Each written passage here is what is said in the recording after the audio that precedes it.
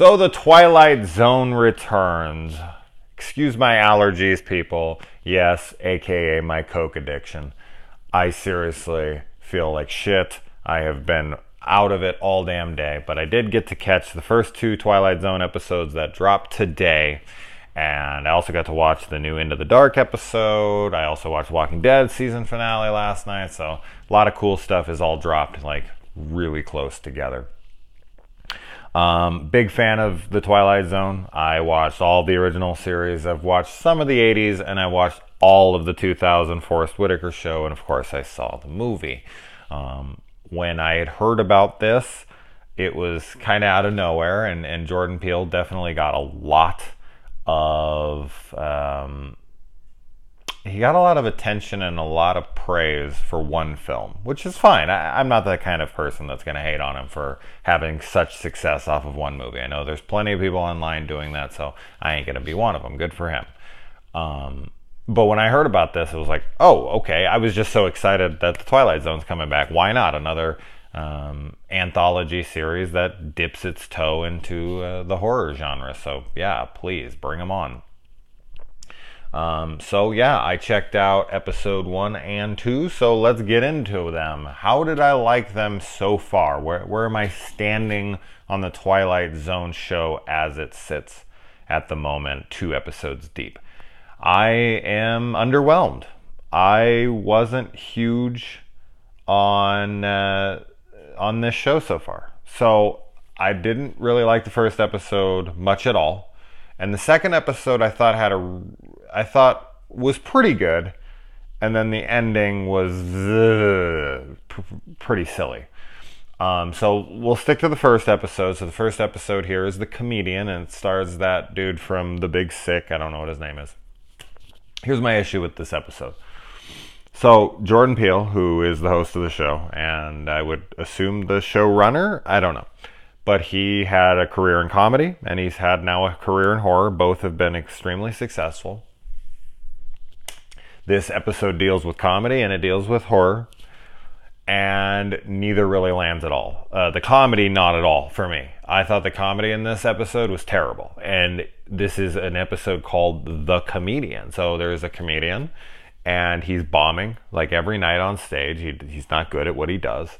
He's trying to bring politics into his comedy, and people are telling him, you know, you need to drop that shit from your act. You need to make it more personal. This is how it's relatable. And he's an artist. He's somebody who's going to stick to his convictions and stick to his act. And he's just going to keep, beating a dead horse here until somebody finds it funny. And of course it doesn't work. And so he runs into a comedian that was big time and had kind of disappeared from the spotlight. This is minor spoilers for the episode. And the comedian tells him how to get his act going, but that there would be a price that comes with it. Now, I feel like this episode is just a metaphor for stand-up comedians, that, they do bring their personal life into their act, and it can sour all the relationships that they know, some of them. Some of the comedians that do that, I think they definitely have issues in their family, in their relationships, their girlfriends, their buddies, their anything, because they do expose some things. I'm sure they don't want to be out there and exposed. And, because of that, they lose touch, or there's bad blood between them, whatever. And so they disappear from their life. And I like that. I like the concept. I like the concept that this is spoilerish, just so you know, but it's part of the plot line of this. As he starts bringing the, more self-aware comedy, the more self-centric comedy, and he starts talking about people he knows in person, knows intimately, they start to disappear from reality. And because of that, he's freaking out, of course, as one would expect, and he's losing more than he bargained for, but the fame is starting to get the best of him, and he can't stop. A typical story, we've seen it a million times. But as I said, the comedy just falls flat. So there's a comedy routine that he's talking about in the opening, which is this Second Amendment joke. It's terrible. And it's supposed to be, right? Because no one's laughing at it and it makes sense. But then when he starts killing it, when he's bringing up his dog, when he's bringing up his, his little freaking nephew, when he's bringing up his buddies from the past, and these hecklers that he goes after in the audience. Not one single joke is even semi-funny. It's not even a joke.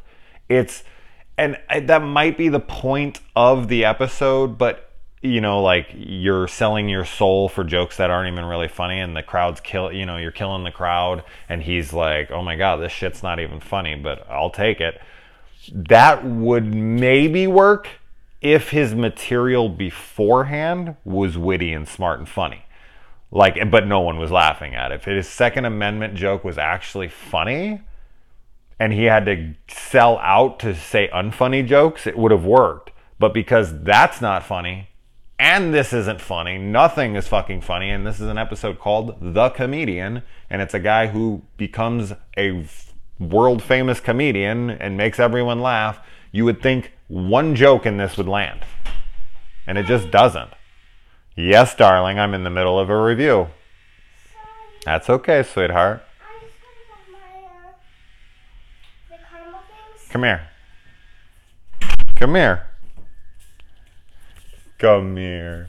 Let's say hi. Say hi. Hi. Hi.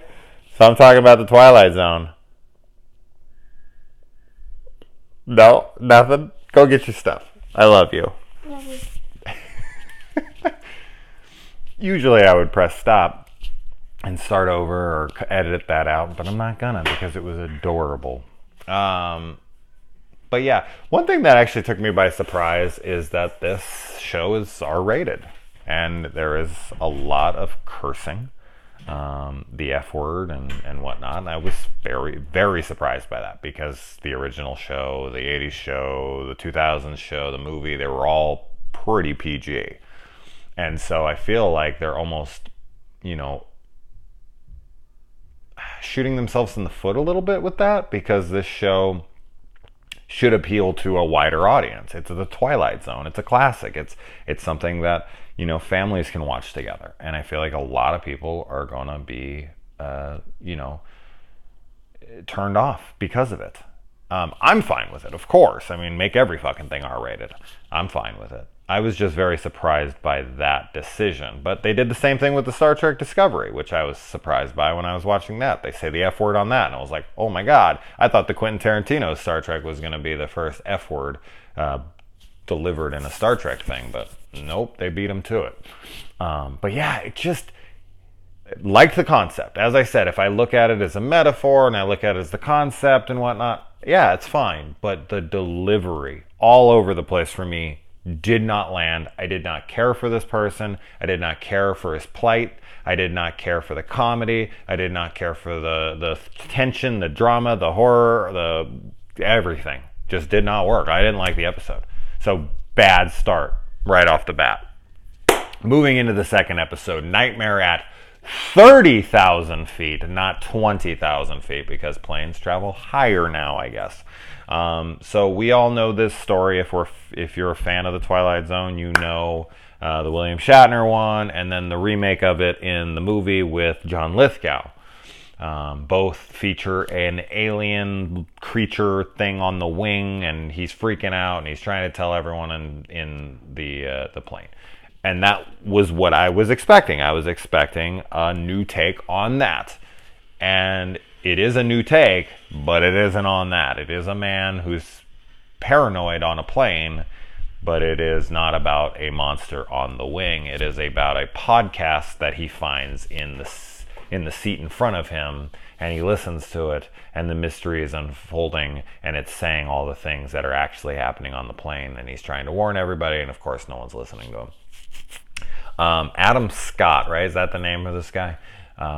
It's good. It's a good episode, okay? I don't want to take away from it and be like, oh, these are both shit. No, I didn't like the first one. I will admit that. Not at all.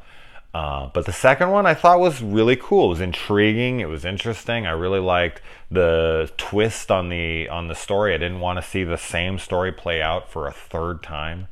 I think that's the only 2 times they made it before, right? I don't think they've made it again, but maybe I'm wrong on that. Correct me if I'm wrong. But yeah, I was glad they changed it up. It's just the very ending. I'm not going to get into spoilers, but the very, very ending I just thought was silly and dumb. I didn't care for it at all. It's like the aftermath. I don't know. It felt weird. It felt silly. It felt contrived. It felt rushed. It felt, I don't know. It just didn't hit. It should have hit, and it didn't at all. And Twilight Zone episodes, the ending is everything. You know, I feel like the Twilight Zone is what made twist endings popular.